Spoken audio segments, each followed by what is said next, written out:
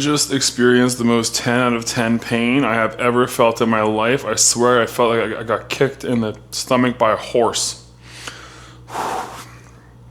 And it's so stupid. I was sleeping, I was having a bit of a nightmare, and you know when you wake up from a nightmare sometimes and it's like a jump scare, what do?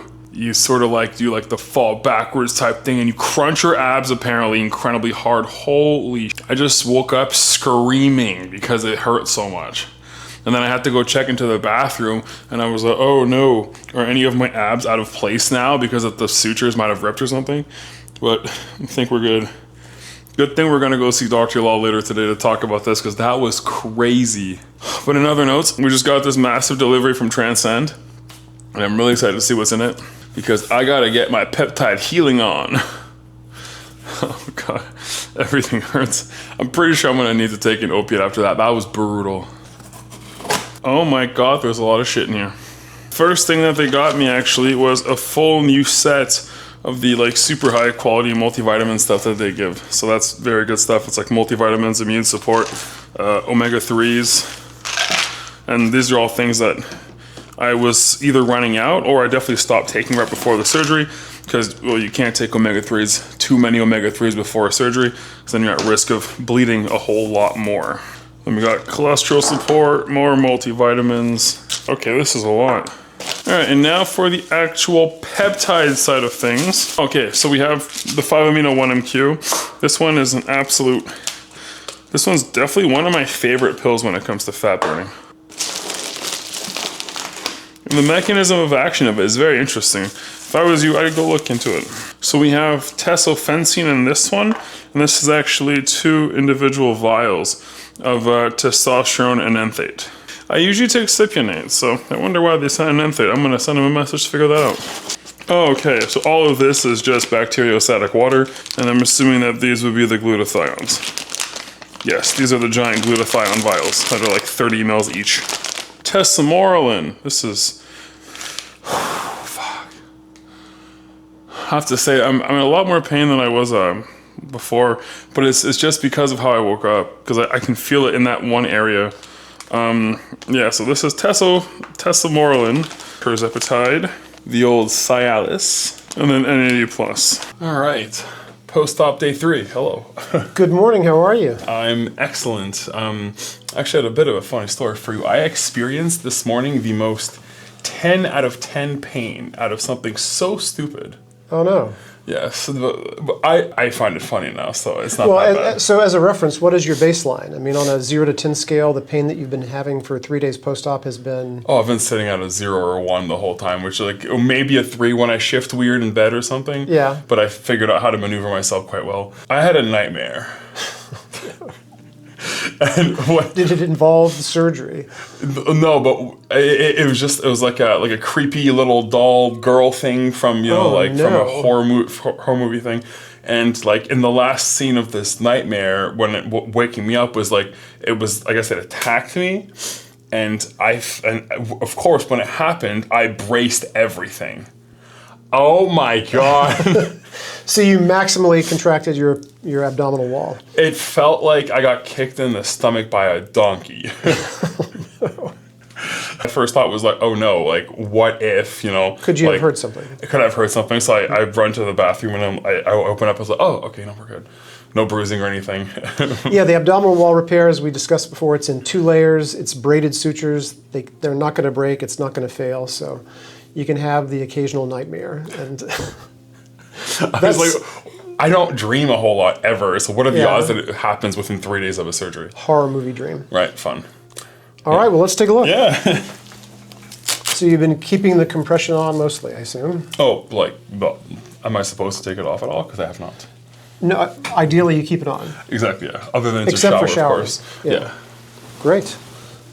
All right, and let's take a look down here. Fantastic. I mean, it's ridiculous. Looks great. Again, could not be better. You're 3 days post-op. Sometimes I will have patients move the compression around a little bit. You can see sort of the imprint of the liposuction compression foam, and you're getting a little puffy lateral to that. And so, for a few hours today, we'll have you wear it shift it over a little bit. Okay. And then later on in the day, shift it over here a bit. So you can start moving it around some, so you don't end up with dense, tight, full compression in one place and less compression adjacent to it. Right. But everything looks great. Your drain output is clearing in color. It's still a little pinkish red, but it'll be by 3 or 4 days from now, it'll just be clear yellow. Yep. Have you had a lot of fluid out the drains? It's been slowly going down. I mean, like the first half day we did 50, and then the second full day we did 75. Okay. And then now we're already down to 65. Okay. So it is going down. Perfect. Great. All right. And incision is, so let's put your trunks here where they would normally, so that's basically where your waistband would be, right? Oh yeah. So fully concealed scar. It looks fantastic. It looks ridiculous. I'm so pleased. Yes. Yes. I don't know what I expected, but it wasn't this good. You know what I mean? Yeah. Yeah. Well, let me ask you, in terms of comparing chest to abdomen, in the improvement to your physique, how do they compare or relate? See, that's a hard one because I feel like they're both so completely different. Yeah. It's funny when I first saw my chest, awkwardly enough, one of my first thought was okay, I have a lot of growing to do in my chest to get to a pro level. But after a few, when the inflammation went down and stuff, and I was like, oh wow, I actually have a good chest. So I think also once the inflammation goes down from this area, it'll look very different than what it does now. Right. But it's both so ridiculous. One of the things that you had told me earlier on was your aim is not to fix, it's to make it look as if it was never there in the first place. Right. And that's something that I strongly believe you've been able to achieve quite well. Well, thank you. Yeah, we try hard to make it that way. Yeah. To make it look fantastic, to make it look natural, very masculine, and not like surgery. Exactly, yeah. And, this scar we can conceal, right? A tummy tuck scar should be, in male and female patients, should be below waistband level. So you can wear swim trunks, shorts, competition shorts. Nobody sees your scar. Exactly. And your belly button should look like a belly button and not like a circular surgical scar in the middle of your tummy. And it looks like a belly button. Yeah, let's take a look at it again.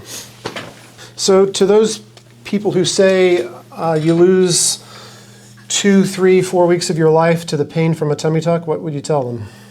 Get a better surgeon.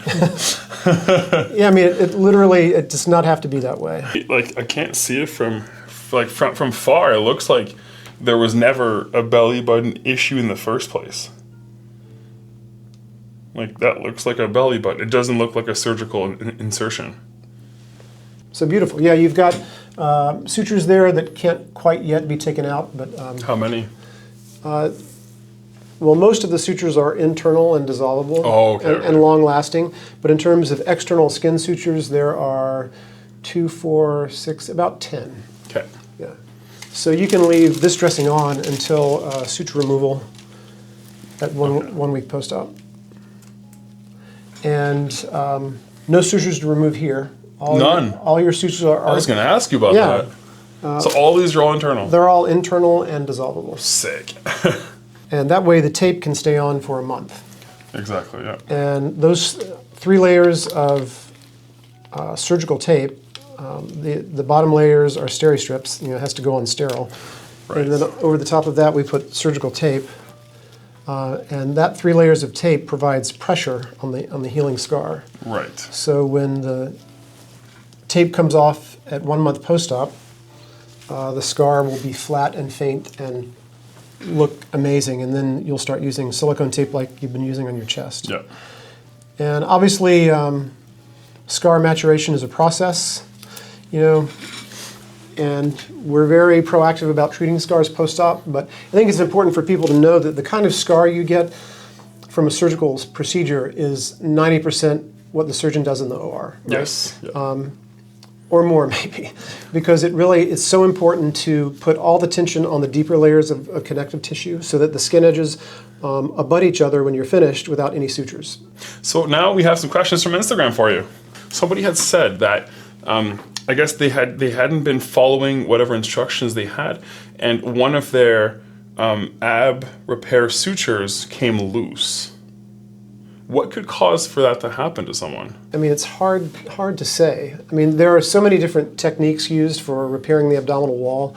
Some people use permanent sutures. I prefer permanent sutures. There are some surgeons who use absorbable sutures, long-lasting absorbable sutures. And the idea being that over time, over months, your abdominal wall sort of heals in its new position, and ultimately you don't really need the suture. So Right. it is a legitimate approach to use a long-lasting absorbable suture. I just feel more confident in the repair over time with a two-layer permanent suture closure. Could it be that, I guess, that maybe it was done a little bit too tight to the point where the skin would actually rupture due to perhaps like something like what happened to me this morning? You said skin rupture. Do you mean abdominal wall? Or whatever they would have put the sutures in. There is sort of a tightrope walk you do between pulling it tight so it looks amazing versus pulling it so tight that the sutures tear through tissue. So, I mean, it is possible that a suture can be placed so tight that it basically cheese wires through the tissue and you lose the tightening effect. How much is a consultation, and can it be done virtually? Consultations we do all the time virtually. Absolutely. We do them by telehealth. So we have patients who are having remote consultations submit photographs. So I have at least static images to look at. And then sometimes, just as with an in-office appointment, there's always a nurse with me for the telehealth appointment. And sometimes we will do sort of a video examination of the area of interest for surgery. But yeah, we do remote consultations all the time. Can someone get the tummy tuck and the gynecomastia done at the same time? Absolutely. So that is a long surgery. So to get the chest perfect, in my hands, it takes 3 to 3.5 hours in the OR. The tummy is about the same length of time, and so you could do a chest surgery and a tummy tuck faster than that. But if your goal is something that is aesthetically ideal, ideally masculine for a male patient, incisions that heal with faint scars in ideal locations, you can't just rush through it, right? And sometimes during a surgery, I'll redo something. Like for your surgery, we closed it initially, set you up, and I thought that contour wasn't perfect on both sides. So on both sides, we took a few sutures out and took a little more skin out on one side to sort of change the pitch of the scar and reclosed it. And so if you're super attentive to detail, you can't do the surgery super fast. I mean, and most people who've observed me think of me as a pretty fast surgeon. Like, I don't dawdle and I'm very focused and directed, but I'm also a perfectionist, so it's going to take time. Yes. I feel like you should want a surgeon that's a perfectionist. It seems like that should almost be a bare minimum, even though unfortunately it's not always. Fair, but also, as well as, striving for great cosmetic results, the other thing that is of paramount importance is safety, right? And so that's always in the forefront of my mind. And so if I feel a patient is best served by a staged approach, I'll recommend doing it that way. Yeah. Okay. What does the standard recovery look like for someone getting this done? Our goal is to implement an active recovery protocol so that you are back to routine activities of daily living, routine non-strenuous activities of daily living within 24 hours post-op. And obviously for a tummy surgery like you had, that requires a very proactive and preemptive approach to pain control. The activity restrictions are the following. It's 2 weeks of walking only. You can walk as much as you like, but at a casual pace, the pace that you walk around the house. Yep. That's weeks 1 and 2. And really important after this surgery to be up and walking, right? Because the biggest risk with tummy tuck is deep vein thrombosis, blood clots in the legs, which can create a complication called pulmonary embolism, which you absolutely want to avoid. So that's why hydrating post-op, early ambulation is really of critical importance. So typically, our tummy tuck patients are back to routine activity of daily living on post-op day 1 or 2. People who work from home, I tell them, don't plan on working on post-op day 1, but I have plenty of patients who work from home at a computer and they're working post-op day 2 after a tummy tuck from home. Aerobic exercise, we start that in week 3. So weeks 3 and 4, you can do gradually increasing levels of aerobic fitness activities. An ideal place to start is with an elliptical trainer because it's non-impact. You can get your heart rate up and sweat some.